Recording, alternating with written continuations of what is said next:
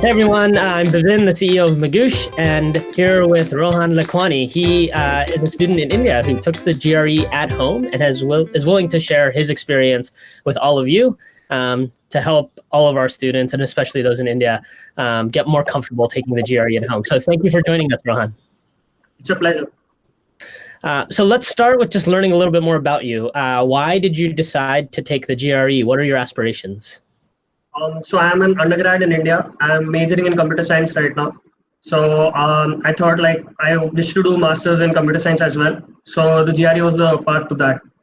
Okay, and when did you decide to take the GRE? Were you planning on originally taking it in a testing center and then decided to take it at home, or were you always planning on taking it at home?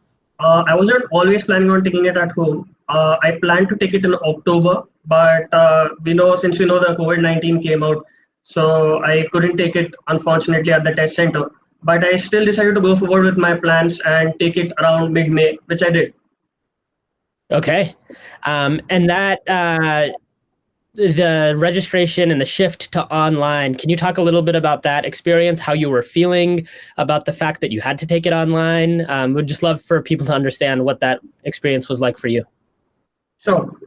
So there's this Proctor U, the company which ETS has tied up with to provide the GRE proctors for taking at home. So the experience was fairly easy. I just followed the steps listed on the ETS website. There are, I think, about 4 steps given over there. So I just followed those 4 steps. I got a mail saying with a temporary password saying like, when would you like to register? I just registered during that time and I was good to go. But the only problem that arose was after you log in, you have to pass a system check. So, but my internet speed seemed to be lagging a little bit because of that, I couldn't surpass that test. So what I did, like my test was scheduled around 10:10. So there's a rule that if you can't log in about 15 minutes, the session link expires and your test is kind of cancelled. So there's a chat box down below. I just entered my query in there, and I got a link with which I got a software installed on my computer, and then the proctor took control of my mouse, and I was good to go. Okay, and so I can imagine in the moment it could have been stressful to not pass the system check and worry about your internet speed. But were you able to handle that within the 15-minute time period, or did they give you some kind of extension to handle that? No, the surprising thing is I couldn't handle that in 15 minutes. So it started at 10:10. Like my time was at 10:10, but I started around 11.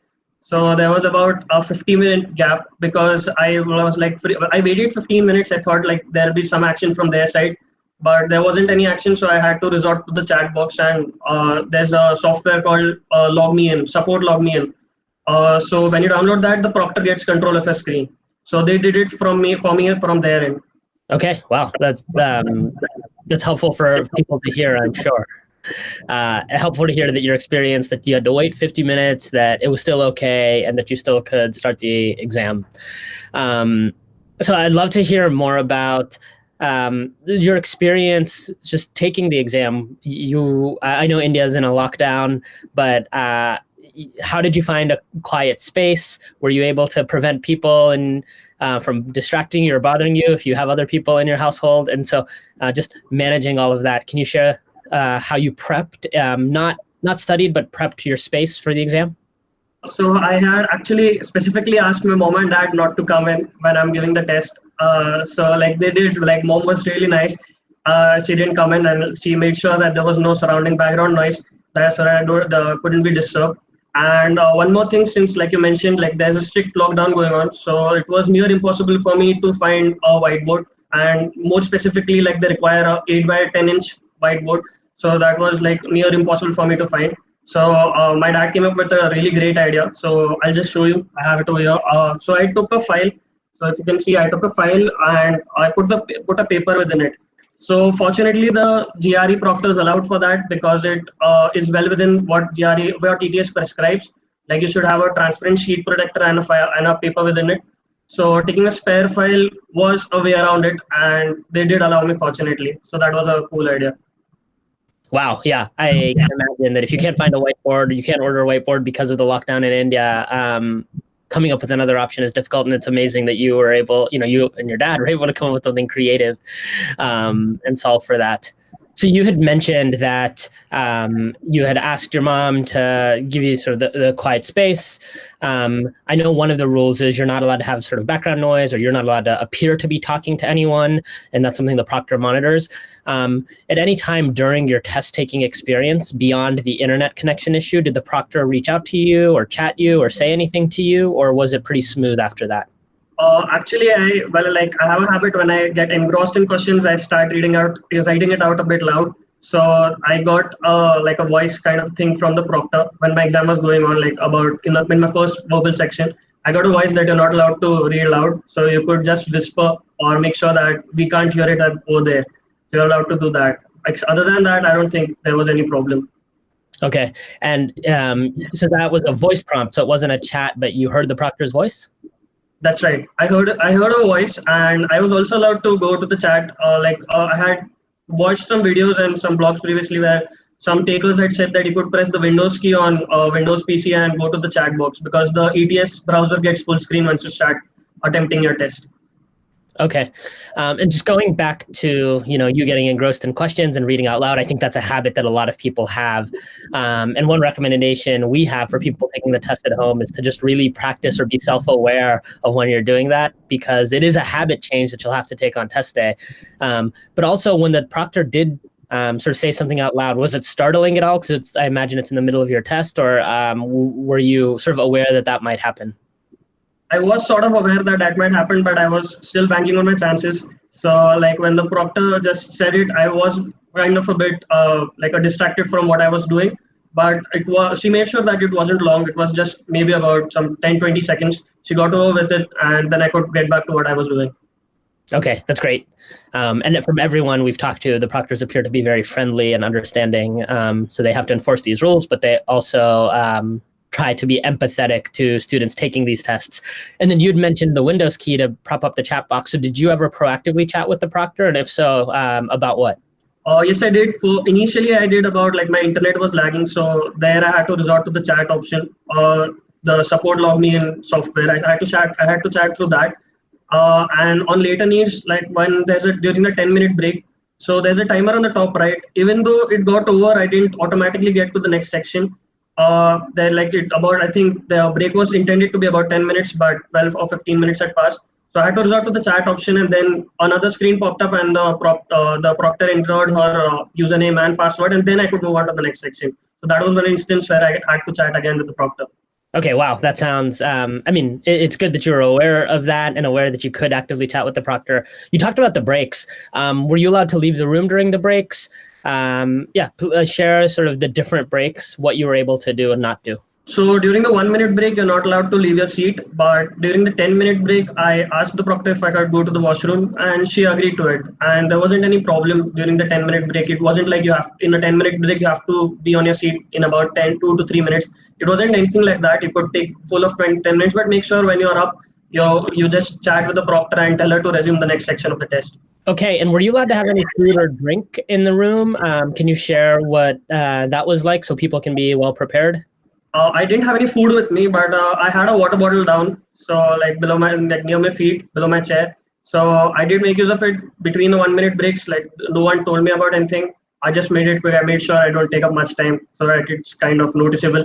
But I did drink water, but other than that, I didn't eat any food or something. Okay, and you said the water bottle was down by your feet, so you didn't reach for your water bottle during the test, is that right? Yes, that's right. I didn't reach it during my test. Only during the 1-minute breaks and the 10-minute break did I drink water. Okay, great. I think that's helpful for people to know. And then also, in terms of the actual test, did you have an experimental section? And can you walk through sort of, I know the section flow can be different for different people depending on the order of verbal, math. Can you just share what your order was? Sure. The first section was verbal, followed by a quant, then a verbal. So, and then again a quant, and the last section, which I was guessing was experimental because of kind of a difficult problem, 1 or 2 in the quant section. So I think that was the quant section that was experimental. So I got 2 sections of verbal and 3 sections of quant. Right, and the first section before the first verbal section was writing, correct? That's right. The first section was verbal. Okay. And we've heard this from a few people. So you had 3 quant sections, and you believe the last section was the experimental one. We've heard from a few people that the experimental section is noticeably harder than maybe the regular section. And so I'm sharing that because I think this is the third time in 3 interviews that we've heard that that's the case. It's interesting that you were able to sort of estimate that. And I guess on that note, can you share how you did? Well, yes, I did. I did well. I scored 167 on quant and 155 on verbal. So I did well. And the experimental quant section wasn't that tough, or maybe it just contained maybe a one problem compared to the other 2 quant sections, which kind of suggested that it was the experimental section. Other than that, I found it quite similar to the practice questions I had done on Magoosh. So it was quite similar to that, including the verbal section. The verbal section was also quite similar to the one I had done on Magoosh. Oh, that's great to hear. I know those scores sound amazing, and I'd love to hear that you achieved your goals. And when you set out to take the GRE, what were you trying to do? And did you actually score as well or better than you hoped? I scored, I had a mixed feeling after receiving the score. During the practice test, I gave about 6 practice tests. So 2 on Magoosh and 2 on the official guide, the paper-based GRE, and 2 Power Prep online tests. So I scored kind of like mid-range or midway, you could say. If you could take the average of all those scores, you could say that I scored that. Okay. So it sounds like the tests you took were somewhat predictive of how you scored, but overall, were you happy with your score? I was kind of happy and kind of a bit dismayed. I was hoping for a 170 on quant. I don't know where I made a mistake because being from an engineering background, that kind of guarantees that you should score 170. So I was just a bit dismayed about that. But overall, I think 320 plus is a good score to any graduate school because they view your profile holistically, I believe. So I think that should do. Fingers crossed. Yeah, holistic admission is something that more graduate schools are considering, and I think a 320 plus is a great score. Scoring 170 on a perfect score is certainly challenging because I believe you have to get every question right, and so even if you make a small mistake or whatnot, that'll lose a point or so. But I'm glad you're sort of happy with your score, scoring over 320. I understand that. Yeah, it sounds like you were targeting a perfect quant score. Are you thinking about retaking the test, or are you just going to move forward now? As of now, I'm kind of not sure, but let's see how it goes. Okay, so you're going to apply and then decide if you'll retake, or are you going to wait for something else to decide whether or not you'll retake? I believe the application start around September. So I'm currently doing my computer science research and projects. So if I'm done with that, if I can maybe finish my work, what I have planned, and if I have some spare time left, I just give it a try. Okay. And so can you share more about your overall studying experience? So you mentioned, you took these 6 practice tests, 2 on Magoosh, 2 in the official paper-based book, and 2 on Power Prep. And for those who don't know, we'll link to it. ETS offers 2 free Power Prep exams. They're the best representation of what you'll see on the test day. But what else did you do to prep, and how long did you prep for? I started the hardcore prep I started in this 1 month, about April. So I watched all the videos of verbal and quant from Magoosh. I did all the practice questions from Magoosh in quant, and in verbal I was about to do around 500 questions, I believe. Other than that, I did the 3 ETS books that is the verbal book, the quant book, and the official guide. And also, I was aiming for a 170, like I said, in quant. So I also did the Manhattan 5-pound book. The difficult sections, that is, there's a section of the Manhattan 5-pound book called the advanced quant. So I tried that. So they say in that section that if you get around 50% right, you're guaranteed to score a 160 plus. So I was about to get a lot of them right. So I was hoping for a 170. So yeah, I did that. And like I said, 6 practice tests. And to sum it up, I also watched some Greg Matt videos on YouTube for the AVA part. For the writing. That's right. Okay. That sounds like a lot of practice in 1 month. How did you space it out? How much were you studying every day? I would advise it to anyone who's watching the video as well. Initially, do your vocabulary first. So that would help you glide through sentence equivalence and text completions. So try to do that. Initially, I did that. I completed around 1,000 words on Magoosh, the flashcards which you have. And other than that, after that, I started doing around on 150 questions of quant and around 100 questions of verbal every day. And in the later stages, like when there was only about a week left, I gave a test every day, a 4-hour test every day. Oh wow, that's that's a lot of tests in 1 week. But it's impressive that you were able to sort of have the stamina and persistence to take that on.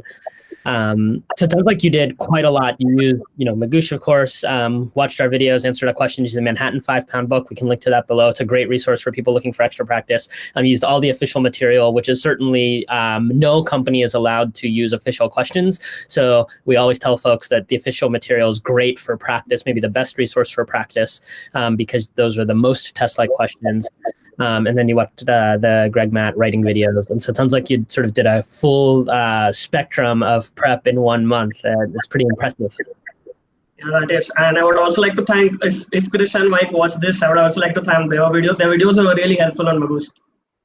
So for those who don't know, Mike does most of the math videos for Magoosh, and Chris does most of the verbal videos. So I'm sure I'll pass along the note to both of them, and I'm sure they'll be sort of really happy to hear that you enjoyed watching their videos. Is there anything else that you think would be helpful to share with anyone listening, anyone who's planning on taking the GRE at home? Yeah, sure. One really helpful tip I would say is do each section in 2 parts. Like suppose the verbal section is around 30 minutes. So 20 minutes you should do the first round, and the next 10 minutes you should go over again. And do not be stuck on any one question, because that would really harm your time and be detrimental to your score. In the quant section, similarly, you could do 25 minutes for the first round and 10 minutes for the second round. So that helps, because I've found in my personal experience, I've seen that when you come back to a question, it is more prone that you're likely to get it right, compared to getting stuck on that one question and missing out on the others. Yeah, that's a good. It's a good test taking tip and a good strategy for people to think about, especially if you're comfortable sort of moving quickly. And because the GRE does let you move through questions and come back to them, you can flag the ones that you think you might have missed, or you can just review every single one if you have the time. And I think these are all the things where the strategy certainly depends on the individual, but there's good strategies in general. And I think whatever you do, practicing the same way you're going to take the test is probably the most important thing.